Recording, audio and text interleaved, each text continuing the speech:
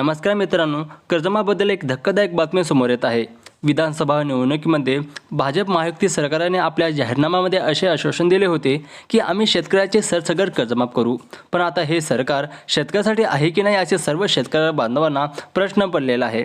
कारण लाडक्या बहिणीच्या आर्थिक बोजा वाढल्यामुळे शेतकऱ्यांचे कर्जमाफ करू शकत नाही असे कृषी मंत्री म्हणत होते. त्यामुळे शेतकऱ्याची फसवणूक राज्य सरकार करते का असा प्रश्न राज्यातील शेतकऱ्याकडे विचारला जात आहे. आणि जर करत महायुती सरकारने समोरच्या काळात म्हणजेच मार्च महिन्याच्या अर्थसंकल्पात कर्जमाफीची बद्दल दिलेले आश्वासन पूर्ण केले नाही तर रस्त्यावरील लढाई लढू असे इशारा खासदार अमर काळे यांनी दिलेला आहे. खासदार अमर काळे अमरावतीचे शंकरपटमध्ये बोलत होते तेव्हा विधानसभाच्या निवडणुकीत लागली होती. तेव्हा महायुती सरकारने आश्वासन दिले खरे, पण लाडक्या बहिणीच्या बोजामुळे कर्जमाफ शक्य नाही असे कृषी मंत्री सांगत होते.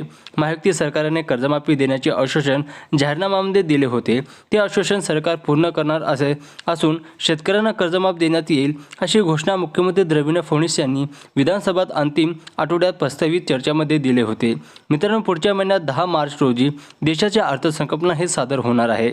या अर्थसंकल्पामध्ये शेतकऱ्यांचे 3 लाख पर्यंत कर्जमाफ देण्यावर शासनाचा निर्णय आहे. तर मित्रांनो, येत्या 10 मार्चला देशाचे अर्थसंकल्प सादर होणार आहे. तर या अर्थसंकल्पामध्ये कर्जमाफ जाहीर होईल का नाही हे महत्त्वाचा मुद्दा असणार आहे. अशा प्रकारे मित्रांनो, एक मोठी बातमी कर्जमाफीबद्दल येत आहे. मित्रांनो, व्हिडिओ आवडला असेल तर व्हिडिओला लाईक करा आणि चॅनलवर सबस्क्राईब करायला मात्र विसरू नका.